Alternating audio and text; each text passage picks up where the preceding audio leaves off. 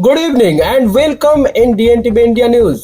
The opposition has labeled serious allegation against the central government. So I really want to first make this point. This is a complete breakdown of the regulatory mechanism and complete irresponsibility by the government and DGCA to implement its own norms. Accusing of systematically influencing the market environment to benefit a selected group of corporate players said to be close to those in power.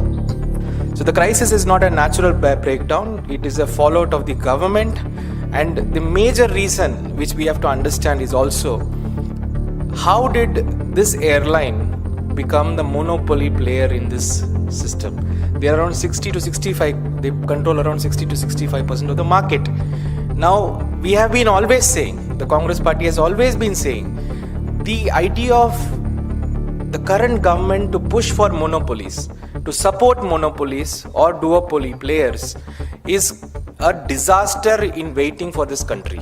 Because India is not a country which can bear these monopoly meltdowns or crisis or whatever you call. And according to party, this study pushed the government is distorting market freedom, undermining equity, and raising question about transparency in India's economic ecosystem. We have been completely pointing out at this industry especially that it's not only in this airline, even in the airports, there is a monopoly being created for Adani. Now, the country is yet to see all a meltdown on those areas. So, the party also wants to highlight this continuous trend from this government to break market freedom and market equity and to push for some monopoly players just because they have been friends with them in some way or the other. Now, for example, if you take this group, especially Indigo, and there has been very clear reports, we have seen when the electoral bonds issue came and when there was a disclosure on what electoral bonds were bought by who, there was an interglobe group which bought around 36 crore electoral bonds. And from this interglobe group, the promoter of Indigo, Mr. Rahul Bhatia, has bought around 20 crore of electoral bonds. The latest point of contention is the case of Indigo. Fresh detail emerging from the electoral bond data revealed that the interglobal group purchased electoral bond worth around 36 crore. Out of this, Indigo promoter Rahul Bhatia is reported to have bought bond value at 20 crore.